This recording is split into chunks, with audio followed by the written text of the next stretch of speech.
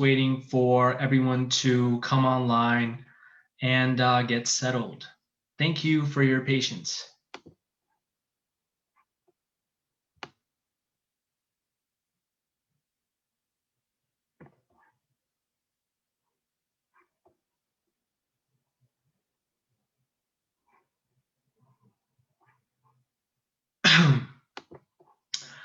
Okay, welcome everyone. Thank you for joining us today for another of the Answer Coalition's Friday forums. This series was started out of the need to have an anti-imperialist and anti-racist analysis of current events, and we're excited to continue providing this space to speak with you all today. Last month at the Friday Forum, we discussed police militarization in Black America. We discussed the recent clampdown of the Black Lives Matter movement and lessons we can all learn from history about how to view the current repression of anti-racist activists. There are links to our talk on Facebook if you want to check that out. Today's topic is called China is Not the Aggressor. It is a much needed focus for understanding the complexities and the issues that the people of China are facing in these times. There have been multiple headlines from our corporate media telling us that China is bad and that we're supposed to be terrified of them. But in reality, we must look at this situation with a critical and historical perspective to see that propaganda is being used to continue US imperialism against China.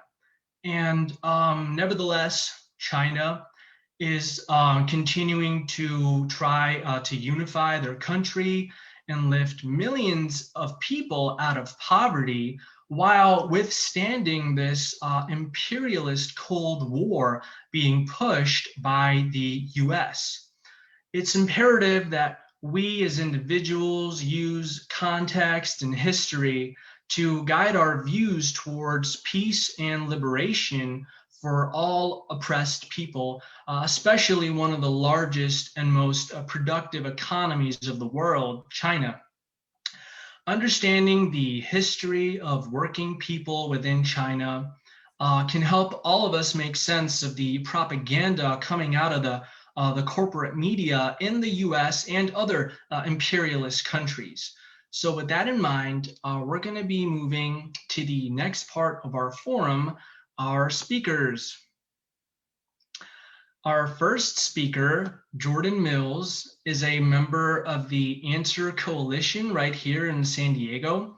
He was the Peace and Freedom Party's congressional candidate in the 49th District in 2018, running as the only third-party challenger to Darrell Issa, who was the ultra-rich, homophobic, anti-immigrant incumbent. Active in the anti-war and anti-racism movements for years, Jordan has earned a well-deserved reputation as an expert on US-China relations. His background as an organizer allows him to cut through the US government's propaganda to provide a truly anti-war analysis of China. And he's joining us today to speak about just that. So everyone, please welcome Jordan. Oh, thank you very much. Can everybody hear me? Yeah? All right. I like to spend a lot of my time doing work with the Answer Coalition, as well as with other groups and working with the Peace and Freedom Party. But in my job, like what I do for a living, I'm an argumentation professor, which means I'm trained in telling good arguments, which are in good faith and are there to like improve the dialogue and exchange ideas and promote critical thinking, from bad arguments, which are there to stifle dialogue and create prejudice and stop critical thinking, you know. And one of the ways that people who do bad arguments do what they do is they issue so many weak, illogical, exaggerated, fabricated arguments that there's not enough time for a thoughtful advocate to wade through them all. And they just kind of create a barrage of bad arguments that make people prejudiced towards a subject, which make them think that other people are inherently bad or aggressive or warlike. And let me tell you, the rhetoric that the US corporate media and government has about China is a paradigm example of bad faith argument, where everything about a quarter of the planet, I mean, let's be real, China is a quarter of the people in the world. And we paint a quarter of the people in the world as if they're demons and everything they do is bad. And so sometimes they'll just make up bad things about China. Sometimes they'll take things that you might really have criticisms about China and they will spin them to make it so that argument can't happen and reasonable discourse doesn't happen. And sometimes they'll even take good things and spin them as if they're menacing and awful. And I have some examples here. Like the Washington Post once had a headline that said, after China turned it into a cheap snack, caviar is at risk of losing its status as a luxury good. Like, oh no, caviar won't be a luxury good anymore. Whatever will we do? The Los Angeles Times last year had a headline that said, China fulfills a dream to end poverty. Not all poor people are feeling better off. As if poverty is a positive thing. The Bloomberg Quick Take, this is my favorite one. They had a headline that said, China's curing cancer faster and cheaper than anywhere else, but some worry they may be going too fast. You know, wouldn't want to cure cancer too fast. And the New York Times had the famous, has China done too well against COVID-19? You know, so I guess we're on the side of germs before we would cooperate with Chinese people. And The Economist, of course, had the famous headline, China's fast rising coronavirus hospitals are an example of decisive action and the dark side of one-party rule. So, you know, the monsters in China are apparently giving people caviar and building hospitals and ending poverty and curing cancer, and we should be threatened by it. Now, there's a temptation to laugh that these arguments are so bad, but it's actually deadly serious. Because while I was doing the research to look this up, I found an article in the New York Post, which was reporting on what General Charles Richards, who's the head of the US Strategic Command, Admiral, sorry. He's an admiral in the Navy who's in charge of all the nuclear weapons. Like the US Strategic Command is the command that handles nuclear deterrence for the United States military. And he wrote an article in the US Naval Institute's monthly magazine Proceedings where he said, there is a real possibility of nuclear war with China. He said that we should see this as a real possibility because he saw their quote unquote rise as being a threat to the United States. And here's a direct quotation from the Admiral. Consequently, the US military must shift its principal assumptions from nuclear employment is not possible to quote, nuclear employment is a very real possibility and act to meet that reality. And so while we're getting the ridiculous headlines about caviar and about how it's bad to build hospitals, they're trying to build public opinion for a future conflict with China.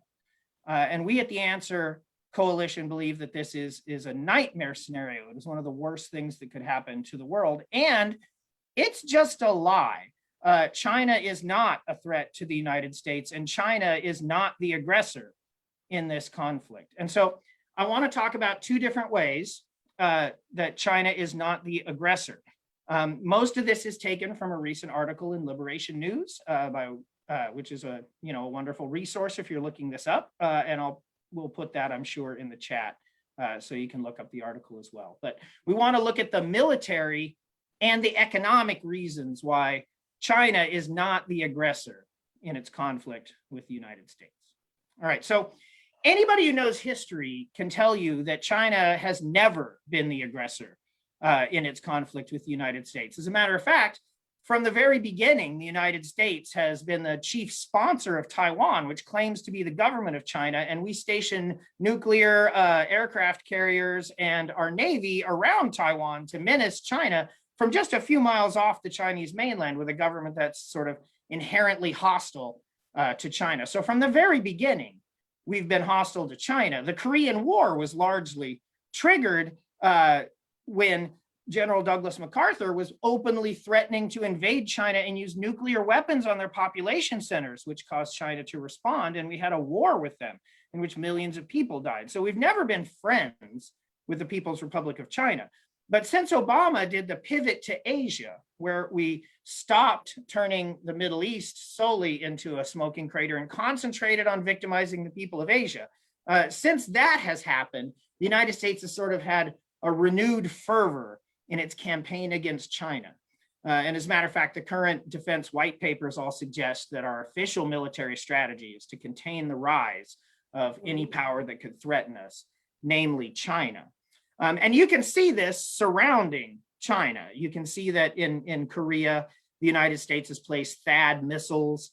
You can see that in Japan, we've updated the missiles that are mainly threatening China. And of course, to believe that China threatens Japan is to just fly in the face of all history. It's always been the other way around. And yet we say that we're protecting Japan by menacing China there. Then you move on to Taiwan.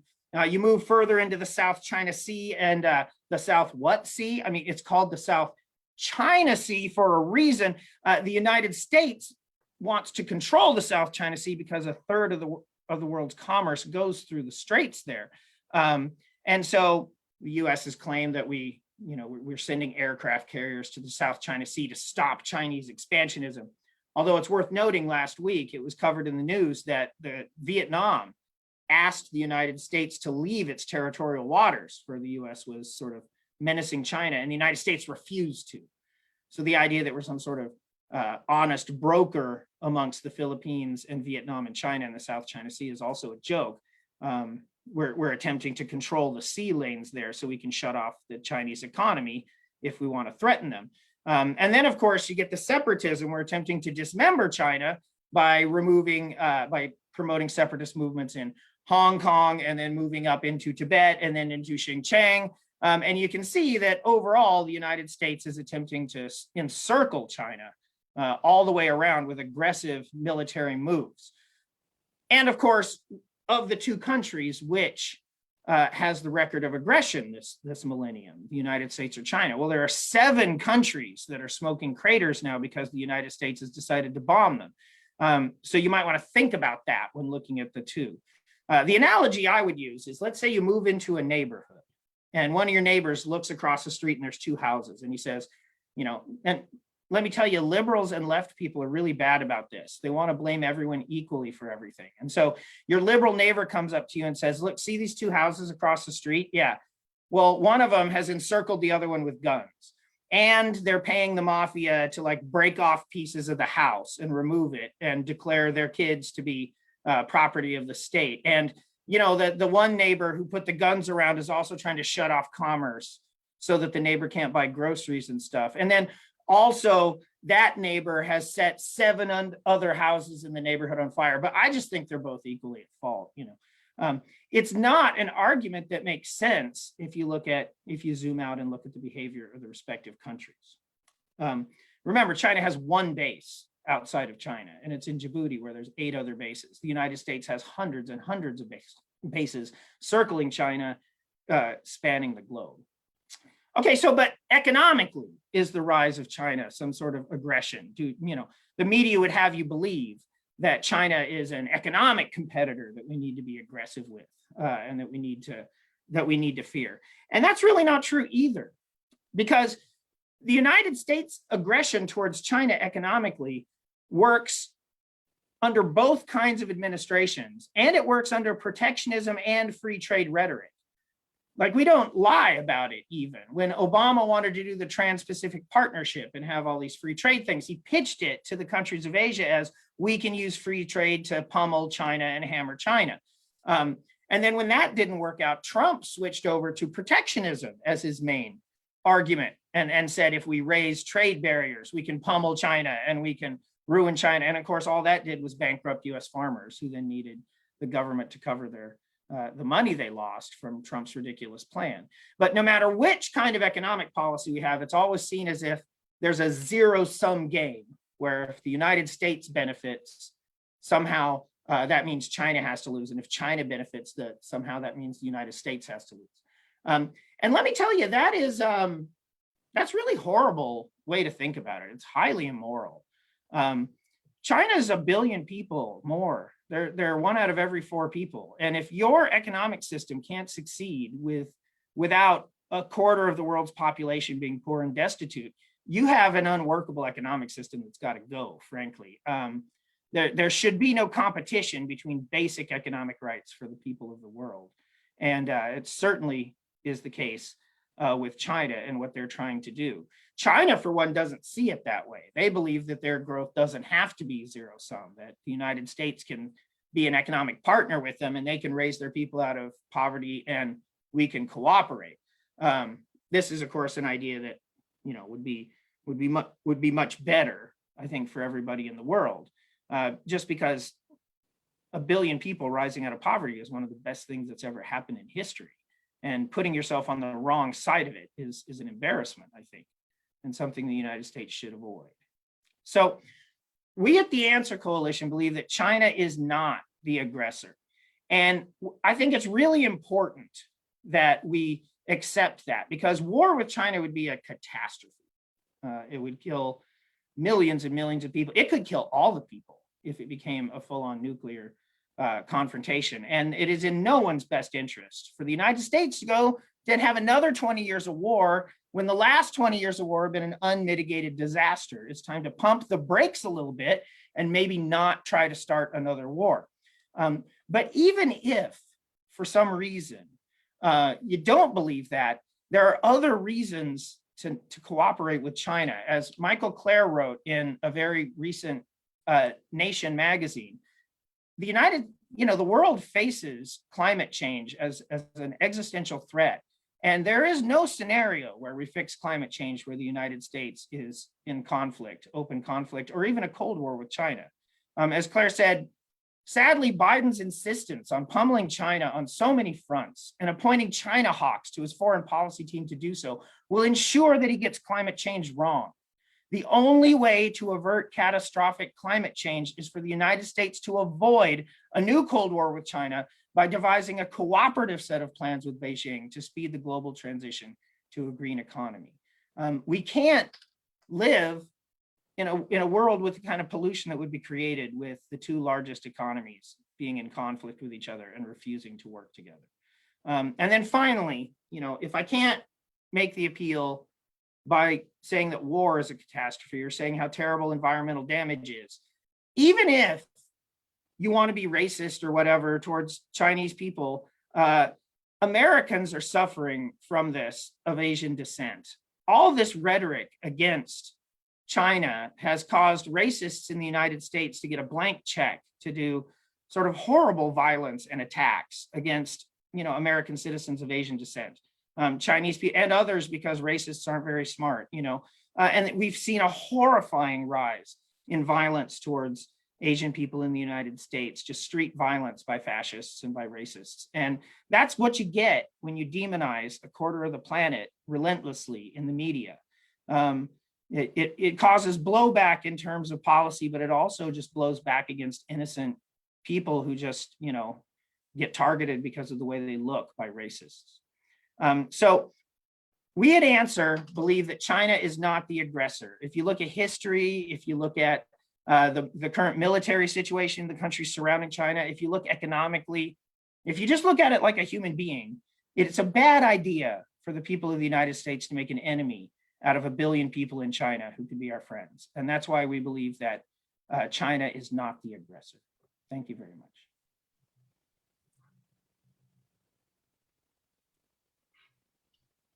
Thank you, Jordan, for that great information. With this in mind, we'd like to show you all a short video that talks specifically about the current viewpoints of this anti-China propaganda and how it has directly affected us here in the United States.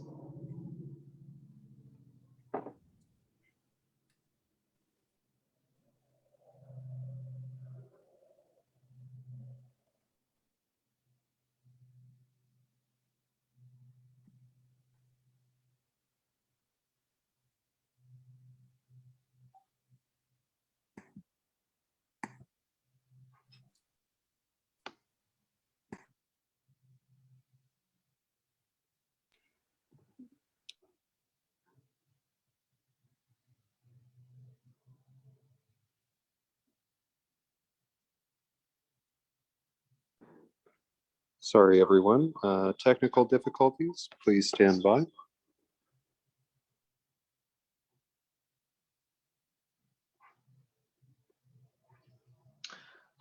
We're going to get started in a minute. We're having some technical issues. Once we get that fixed, we'll start playing that video. Thank you, everyone, for waiting.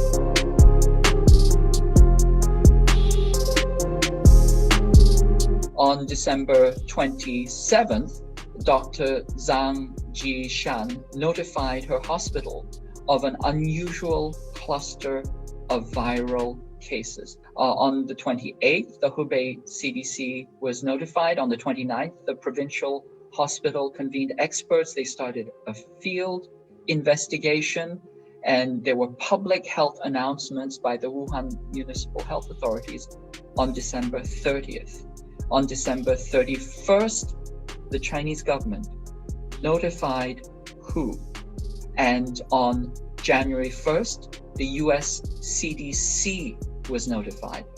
And having kind of blamed China, it became very hard for the West to respond in a way that copied China's effective model. Instead of pushing for well-established public health measures like testing, tracking, isolation, masking, distancing, the US pushed for a travel ban. Now, the US's first step was to do an entry ban on February 2nd, but it did not declare a national emergency until March 13th.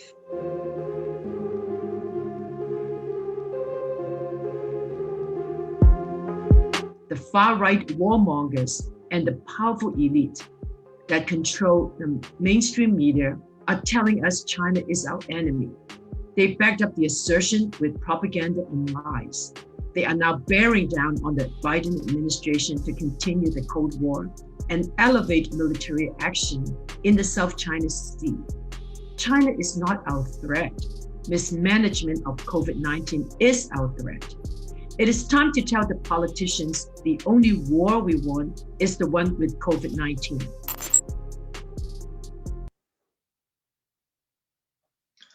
All right, that was a great video. And we're going to move on now to our second speaker.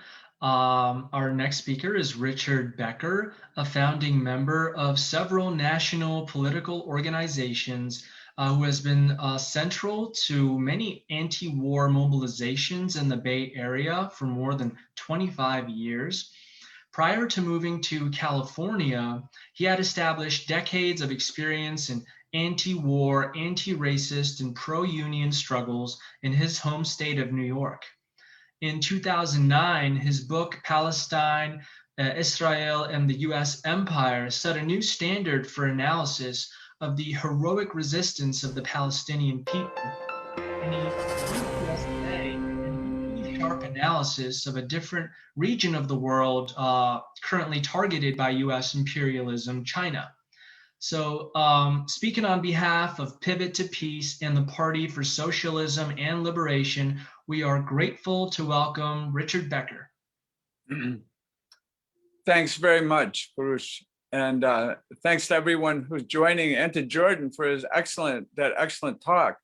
You know, one thing I wanted to say when Jordan was recounting these ridiculous things that are said, you know, about China, he made the point that they're not really ridiculous; they're awful, and you can kind of laugh at some of them, like the caviar and so forth. But the reality is that since the pivot to Asia was announced by the Obama administration 10 years ago in 2011, there's been a complete flop, a flip and flop of the numbers in US polling about, at that time, big majority of people had favorable opinions of China according to public opinion polls. And that has completely reversed. So we see this and we see this, that this is something that is very much part and parcel of every US war drive, whether the wars actually come or not, the preparation for them, the demonization of people in so many countries, the demonization of the Arab people, the demonization of Serbian people, the demonization of the people of China, the people of Africa, I mean, of Libya, it goes on and on and on. And it's actually an essential element of the war drive. So it's very important for us to talk about that. I want to talk about two things. One is the article that is published in on Liberation News today about this huge increase in military spending that the commander for the Indo-Pac region, and I'll say more about that in a minute, is calling for. And that article, that story has only appeared, as far as we can tell, thus far in military-related websites inside the United States. The South China Morning Post published something as well. But as far as the US goes, we've searched and we can't find anything in the Washington Post or the New York Times or the LA Times, et cetera, about this very important development and very menacing development. So, and the second thing I want to talk about is a little about what the pivot to peace is. So I want to talk about the problem and what Answer and many other organizations are working together to do about this issue that we are confronting now and have to confront. So first of all, for the article, it's on Liberation News and everyone can take a look at it. It was the featured article. We reported that on Monday, just this past Monday, the commander of the largest of the commands that the United States has, and his name is Philip. Let me find his name here. I just missed it. Philip Davidson, Admiral Philip Davidson he's the commander of what they call in Pentagon language Indo-PACOM, the Indo-Pacific Command of the United States. And the United States military has 11 commands in the world. They cover every geographical area. And there's also a strategic command that Jordan mentioned. There's a cyber command. There's an outer space command. They're not satisfied with just having commands for every part of the world. This is something that's really, really unique to the United States. Never in history, the entire history of humanity, has one country had military commands that were responsible to the US, of course, for all these different parts of the world, for every part of the world. So the Indo-Pac or Indo-Pacific Command, as they call it, has 380,000, mostly soldiers, sailors, pilots, et cetera, some civilian workers. It covers 34 countries that encompass 60% of the world's population. I think it's something really just to think about for a minute. Is like the US has military command, not for its own country, but for the entire world. And really what those commands are they are the enforcers, not of the democracy or human rights or any of that. That's all just the propaganda. They are the enforcers of empire, of this vast empire that spans the globe.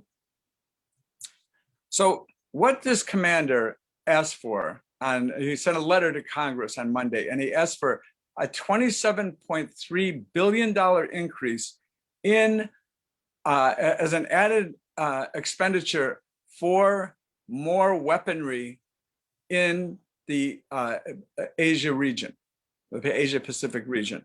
This is a huge amount of money. I mean, it's bigger, that's larger than the whole military budget. The increase of 27.3 is larger than the last year's military budget for Brazil, another large country, about almost the same as Italy, another large country in the world. So this is a huge increase that they're seeking, that Davidson is seeking. And he said, and this guy is really, Davidson is an anti-China fanatic. He's really has a, if you Google him, Admiral Philip Davidson, you can find lots of things that he said over the years that are extremely demonizing and hostile toward China. Just to take one, in October 2020, in a public forum about China, he said, "I believe China is the strategic threat of the century to the US, but really certainly to the entire free world." Now, it would be one thing if there was this, this person with that voice, but this has been what not only the Trump administration, Pompeo and the generals and Trump said, but also what the viewpoint is of Anthony Blinken, who is the Secretary of State. It's the viewpoint of the general, Lloyd Austin, former general, who's now in charge of the Pentagon, and of Biden himself. So that's why we have to really take this very seriously. And so the reality is that, where he says that China is a strategic threat to the world, in reality, it's the United States that is the strategic threat to the world. And I want to say something in a minute to show that it's really the strategic threat, the grave threat, not only to its enemies, those are designated as its enemies, but also its allies. So this command, the Indo-Pacific Command, is preparing for war against China. There's no question that that's what they're preparing for. Whether or not there will be a war, and if there is a war, what kind of war it will be, we don't have a way to know. We don't have a crystal ball, but it's all extremely dangerous.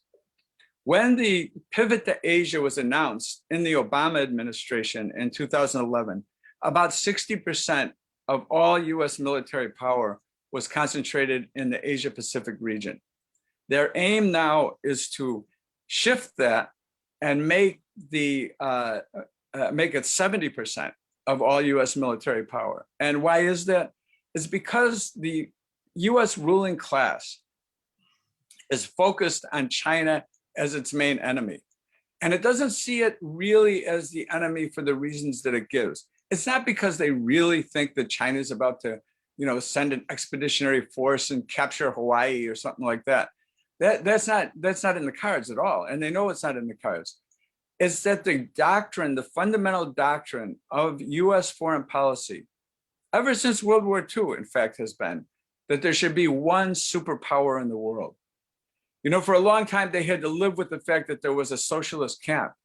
But the destruction of the Soviet Union and the end of the socialist camp in 1991 opened the way again from the point of view of US leaders to make it again, to achieve what they had hoped to achieve since the end of World War II, which is that there would be one superpower in the world.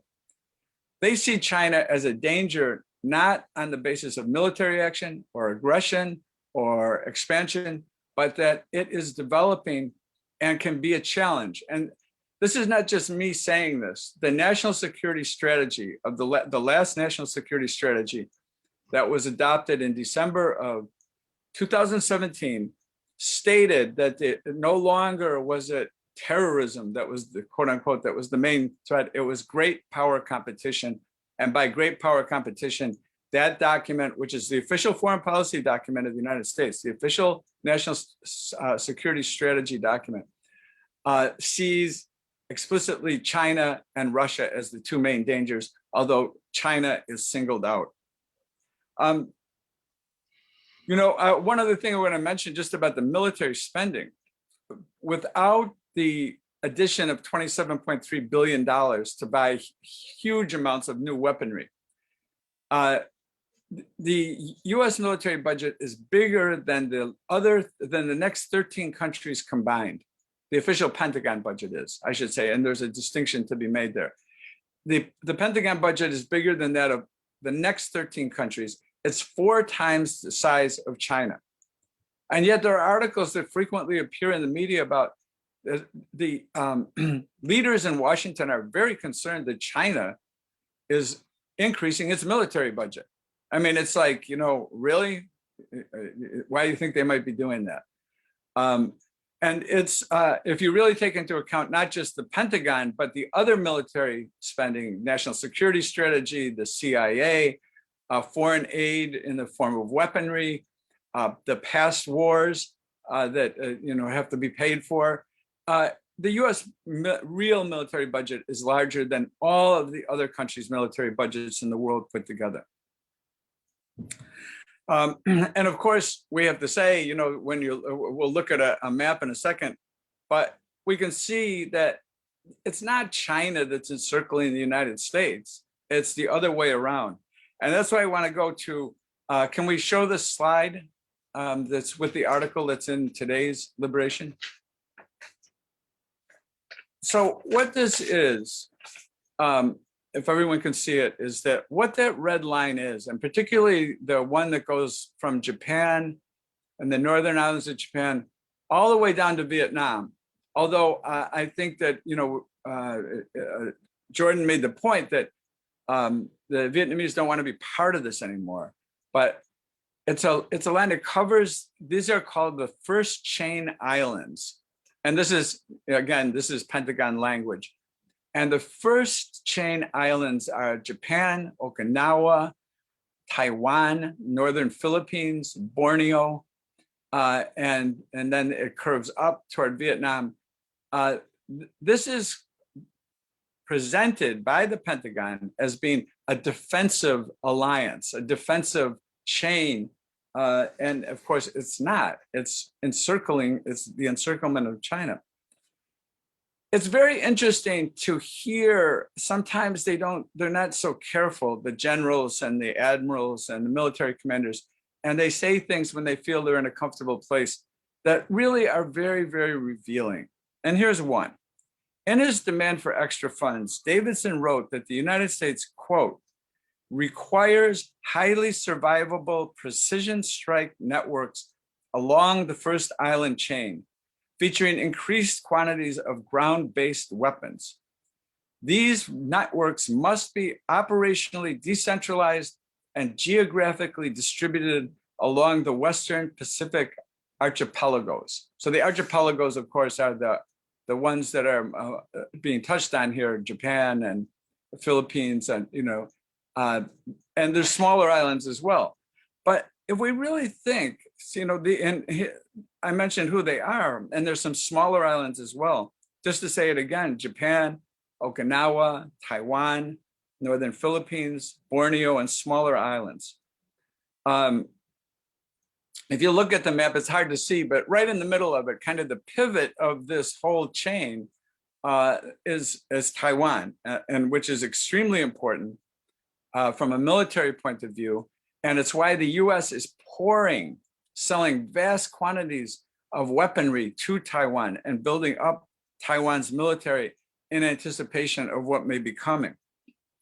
So the words, to go back to those words for a second, quote, requires highly survivable precision strike networks along the first island chain, means, and it's very clear, that the Pentagon anticipates that those countries would suffer major losses in case of a US war on China, that it's not going to be all one-sided. John Foster Dulles, actually this term first came into being way back at the time of the Korean War that Jordan mentioned in the early 1950s. And John Foster Dulles at that time referred to those islands as unsinkable aircraft carriers. Now, there's a very humane way of looking at other peoples and other countries, isn't it? From the point of view of the war planners in the United States, they're saying this must happen. This is what Davidson is saying, that must happen. They must have the weaponry so that even if a lot of their weapons get destroyed and a lot of their people get destroyed and killed and maimed, and they'll still be able to fire more weapons. That's what it's really saying. They'll still be able to participate in the military alliance with the US against China. I mean, you can hardly have words that are more cynical, that are more anti-human, in fact. And this is the real plan. This is really what they're thinking about This is what they're asking for more money for, is to build up fortifications, high-tech weaponry, space radars, and so forth, all for, and weaponry to be deployed in all of these different countries. And contrary to the media propaganda here, as we've been saying, China is not seeking a new war or global domination, nor do any of the peoples of the region in any of these countries, most of whom have suffered terribly at the hands of imperialism and imperialist wars, going back for over a century. They don't want a new war. So it's clear that this ever greater military spending and the request for even more funds on top of the enormous amounts of money, unimaginable amounts of money that are already being spent, and that's coming from the Pentagon, from the military industrial corporations, and the capitalist politicians in Washington. They are fanning the flames of racism and chauvinism here, and we're seeing, you know, and we're going to say how we're responding to that in a second, to prepare public opinion for aggression to come. A new US war with China would threaten the world, as Jordan said, with unthinkable destruction.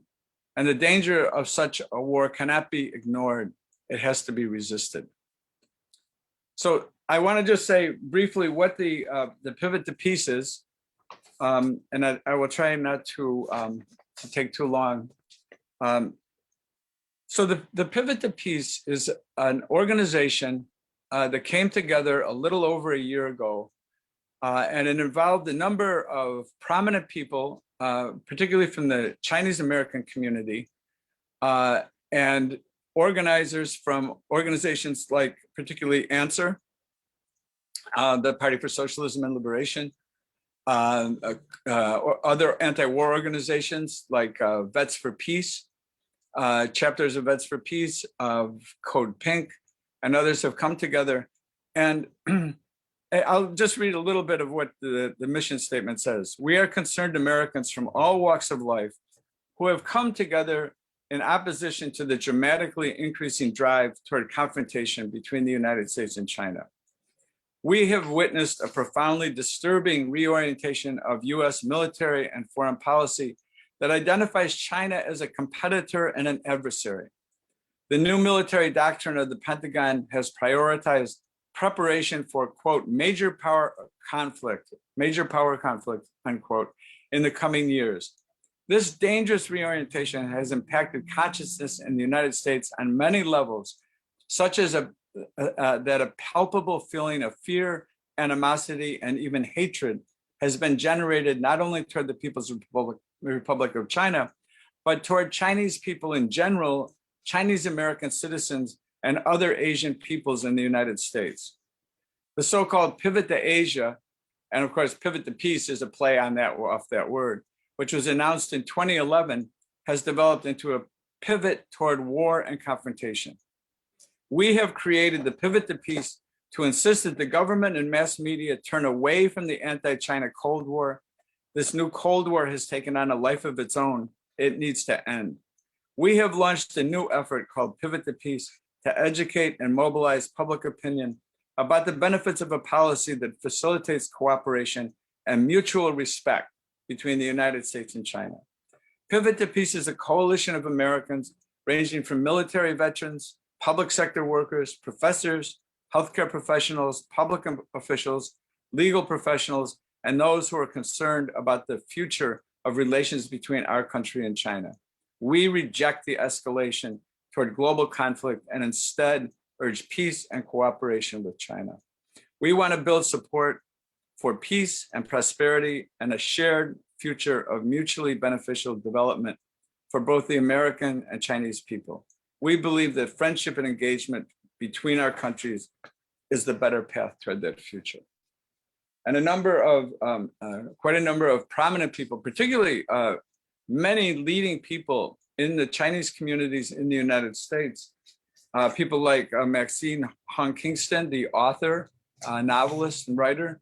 The two people who we saw in the short video, Julie Tang, who is a former Superior Court judge in San Francisco, and KJ No, who is a Korean-American commentator. They're part of this.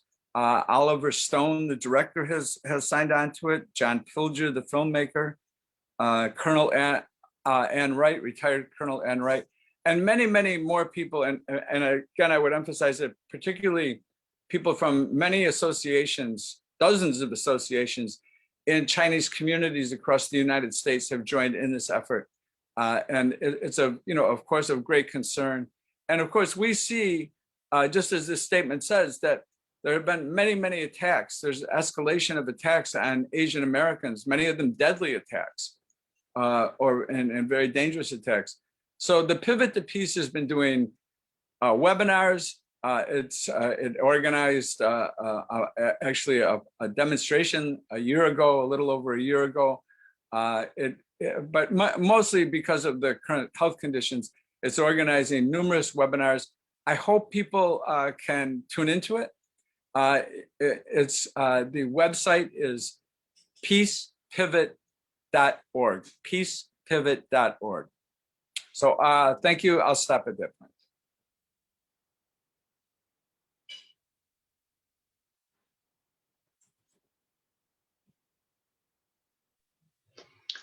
Thank you so much, Richard, for that information. It's so great to have you speak with us today. And also, both of our speakers today here have so much knowledge about China and US imperialism. And we would like to thank you for speaking so eloquently on this subject. We're about to get to Q&A. And if you have any questions, please send them to Answer San Diego in the chat. But before we get to that, we're going to have Alexandria with the PSL speak for a minute about how you can support us and our forums like this one. So take it away, Alexandria. Thank you. Thank you. Hi, good evening, everybody. Thanks so much for spending your Friday night with us. That's awesome. My name is Alexandria, and I'm an organizer at the San Diego Justice Center. The Justice Center is home to the San Diego chapters of both the Answer Coalition and the Party for Socialism and Liberation, of which I am a member. I'd like to talk for a little bit about why I joined the PSL and why the Justice Center is so important to the work that we do here locally in San Diego. So yeah, what brought me to the PSL was a desperate search for ways to take action. Over the years, my growing awareness of societal issues and injustices was often accompanied by a sense of isolation and helplessness. There was so much that I cared about, but I just didn't know what I could do about it. And if you can relate to that feeling, then my advice would be that's where joining an organization comes in. My time with the PSL has shown me how much more effective we can be in tangibly serving our community and raising working class consciousness when we organize as a collective. One thing that really excites me about the PSL is our focus on an anti-imperialist internationalist perspective. It's very important for Americans to be aware not only of what is happening in our own country, but also the rest of the world, which is why events like the one we're at right now are so crucial. So yeah, the San Diego Justice Center is where we are able to organize around local, national, and international issues affecting people in our community. Without your support, we wouldn't be able to make signs and banners, hold forums and other events, or maintain our Serve the People program and other mutual aid efforts. So please consider making a direct donation to PSL San Diego on Cash App or Venmo, becoming a monthly sustainer on the Justice Center Patreon, or checking out the super cool art and merchandise we have for sale on our big cartel. So yeah, you should be seeing all those links in the chat in just a moment, or they're already there. So be sure to check them out. Again, thanks so much for being here and for listening. I'll pass it back over to Kurosh. Thanks so much. Thanks, Alex.